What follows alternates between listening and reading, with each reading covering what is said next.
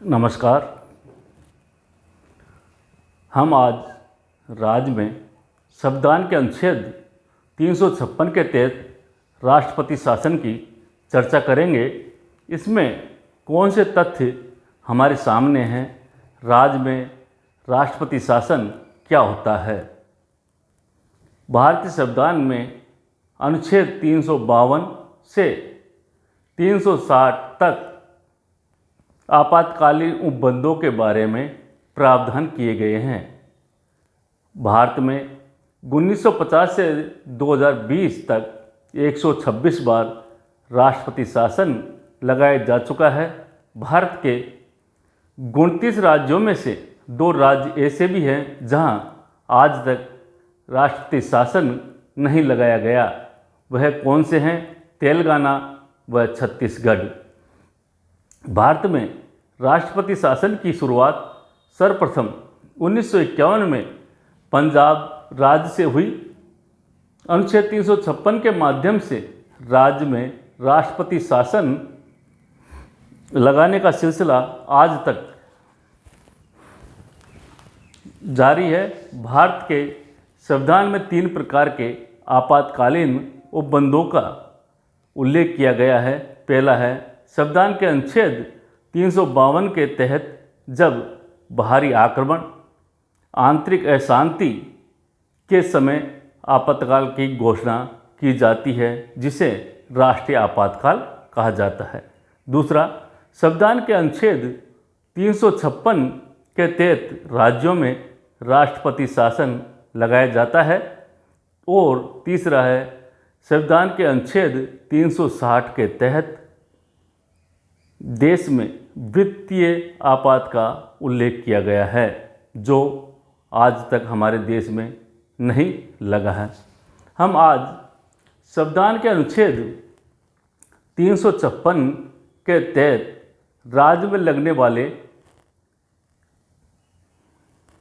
राष्ट्रीय शासन के बारे में चर्चा करेंगे।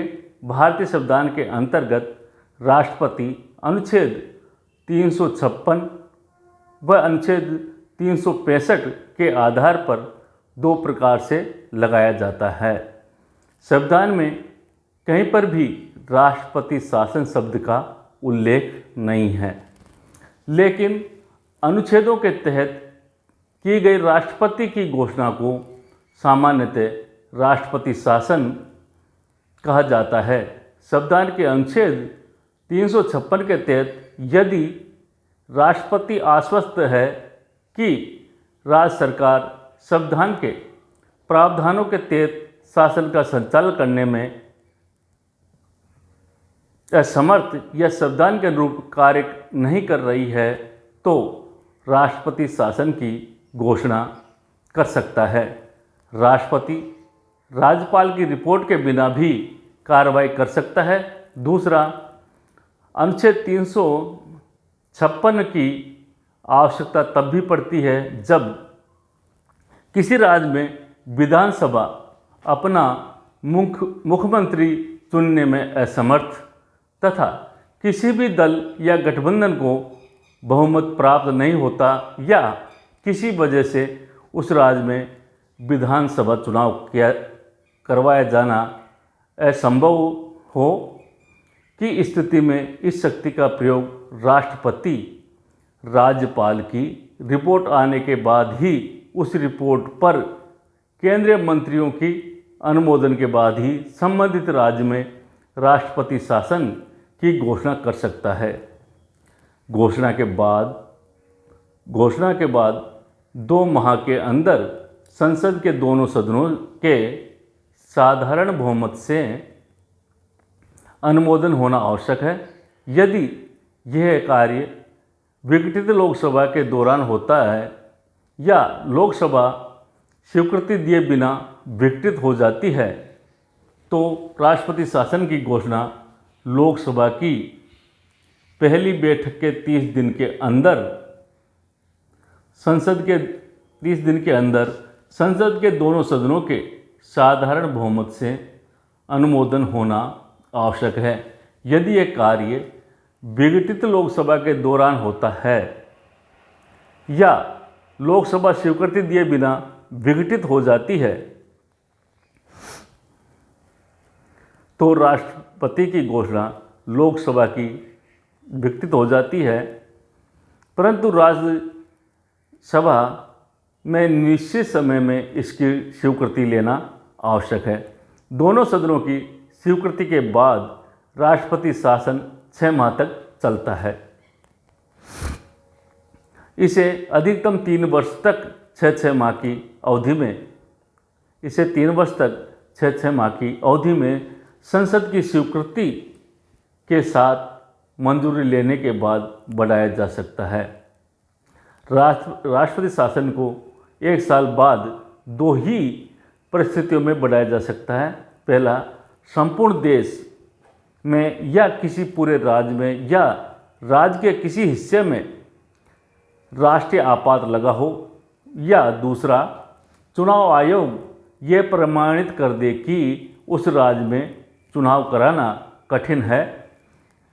इसके अपवाद यह है कि जम्मू कश्मीर में सबसे लंबी अवधि 6 वर्ष 264 दिन तक राष्ट्रपति शासन लागू रहा, जो 9 जनवरी 1990 से 9 अक्टूबर 1996 तक रहा। साथ ही जम्मू कश्मीर में अन्य राज्यों से अलग स्थिति है, क्योंकि जम्मू कश्मीर का अपना अलग संविधान है। यहाँ पहले 6 माह राज्यपाल शासन लगाया जाता है, इसके बाद राष्ट्रपति शासन। जम्मू कश्मीर के संविधान के अनुच्छेद 92 में इसका उल्लेख है। किसी राज्य में लागू राष्ट्रपति शासन को हटाने के लिए संसद की अनुमति की आवश्यकता नहीं है। राष्ट्रपति उद्घोषणा के आधार पर ही संबंधित राज्य में राष्ट्रपति शासन को समाप्त किया जा सकता है। संविधान के अनुच्छेद 356 के अंतर्गत राज्यों में राष्ट्रपति शासन के दौरान राज्य में क्या क्या बदलाव होते हैं। पहला होता है, राष्ट्रपति मुख्यमंत्री के नेतृत्व वाली मंत्रिपरिषद को भंग कर देता है। दूसरा, राष्ट्रपति राज्य की कार्यपालिका शक्ति अपने हाथ में ले लेता है, जो राज्यपाल और अन्य कार्यकारी अधिकारियों के माध्यम से शासन का संचालन करते हैं।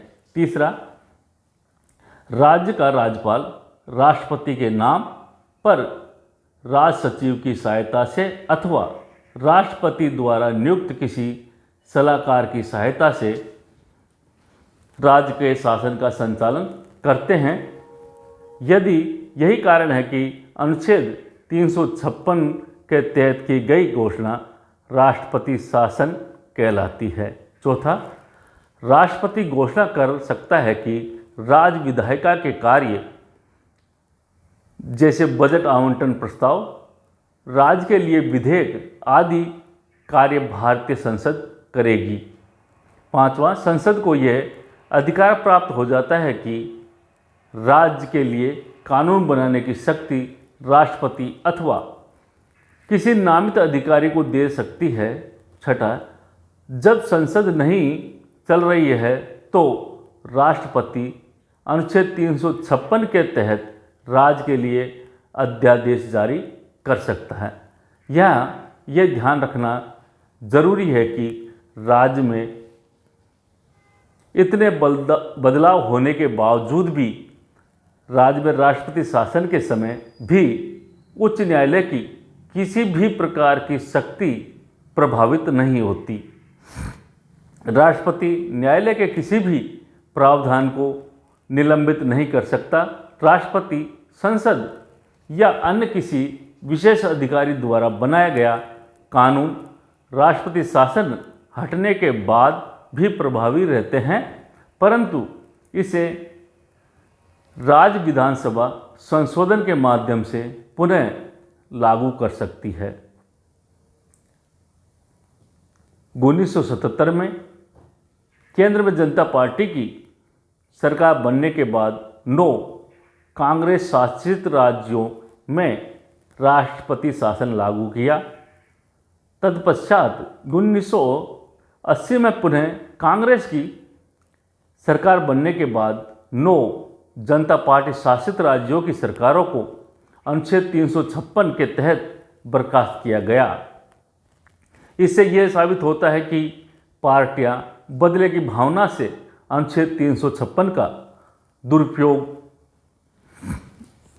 करती है। इसी आधार पर 1916 में अरुणाचल व उत्तराखंड के मामले में सर्वोच्च न्यायालय ने राष्ट्रीय शासन को अवैध घोषित किया। इसी कारण संविधान का अनुच्छेद 356 सबसे विवादित और आलोचनात्मक अनुच्छेद है। राज्य में राष्ट्रपति शासन पर प्रमुख रूप से सर्वोच्च न्यायालय का फैसला, सरकारी आयोग, पूंछी आयोग आदि की रिपोर्ट के आधार पर ये तथ्य हमारे सामने उभर कर आते हैं कि 80 के दशक में सरकारी आयोग व एसआर मुंबई के आधार पर के अनुच्छेद 356 के प्रयोग की चर्चा की गई। राज्य में वैकल्पिक सरकार की जांच किए बिना राष्ट्रपति शासन की सिफारिश किया जाना अनुचित है। केंद्र में अलग पार्टी की सरकार बनने पर राज्य की सरकार को बर्खास्त करना अनुचित व असंवैधानिक है। संविधान के अनुच्छेद 356 में राज्य में राष्ट्रपति शासन की घोषणा न्यायिक समीक्षा योग्य है। साथ ही राष्ट्रपति शासन को न्यायोचित सिद्ध करना केंद्र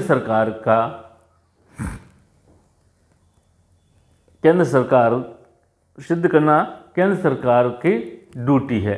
समीक्षा से संबंधित राज्य में राष्ट्रपति शासन की घोषणा को असंवैधानिक घोषित किया जा सकता है। समीक्षा राज्य की विघटित या निलंबित विधानसभा को पुनः बहाल किया जा सकता है। राष्ट्रीय शासन की घोषणा को संसद की स्वीकृति प्राप्त होने पर ही बाद ही विधानसभा को विघटित किया जा सकता है। किसी राज्य द्वारा सांप्रदायिक राजनीति करने की दशा में उस पर अनुच्छेद 356 के तहत कार्रवाई नहीं की जा सकती कि राज्य उसमें शामिल न हो। उसी प्रकार 1988 में सरकारी आयोग ने अपनी सिफारिश में कहा कि वैकल्पिक सरकार की जांच किए बिना राष्ट्रपति शासन की सिफारिश अनुचित है। केंद्र में अलग पार्टी की सरकार बन जाने की स्थिति में राज्य सरकार को बर्खास्त करना अनुचित है। 2006 में रामेश्वर प्रसाद बनाम भारत संघ के मामले में यह तथ्य सामने आया कि केंद्र में दूसरे दल की सरकार होने के कारण बिहार में त्रिशंकु विधानसभा होने के कारण राज्यपाल ने विधानसभा भंग करने की सिफारिश की थी, जिसे न्यायालय ने असंवैधानिक घोषित किया। इसी प्रकार के न्यायिक निर्णयों ने नज़ीर पेश की है कि राजनीतिक पार्टियां अपने लाभ के लिए संविधान के अनुच्छेद का दुरुपयोग पर लगाम लगानी चाहिए। इसके बारे में हम यही सुझाव दे सकते हैं कि राज्यपाल की विवेकाधीन शक्तियों को परिस्थितियों के अनुसार बेहतर फैसले कर संवैधानिक मूल्यों को बनाए रखना चाहिए। राज्यपाल को विवेकाधीन शक्ति मिलने का यह मतलब कतई नहीं है कि वो दो दलों में गठबंधन का फैसला करे। सहकारी संघवाद की सहकल्पना को अमली जामा पहनाने के लिए संविधान की मूल भावना को बनाए रखने की आवश्यकता है। हमें समझना होगा कि एक लोकप्रिय सरकार के गठन को रोकना या विघटन करना संसदीय लोकतंत्र में भरोसे की कमी ही प्रदर्शित करता है। यह हमारे संविधान का बुनियादी ढांचा है। हमें यह समझना आवश्यक है कि एक नागरिक के मन में संवैधानिक प्रक्रिया में कोई आशंका हो तो यह हमारी लोकतांत्रिक व्यवस्था की सफलता कहना उचित नहीं होगा। संविधान की मूल भावना को बनाए रखने की पूरी कोशिश होनी चाहिए ताकि सहकारी संघवाद को अमलीजामा पहनाया जा सके। Thank you.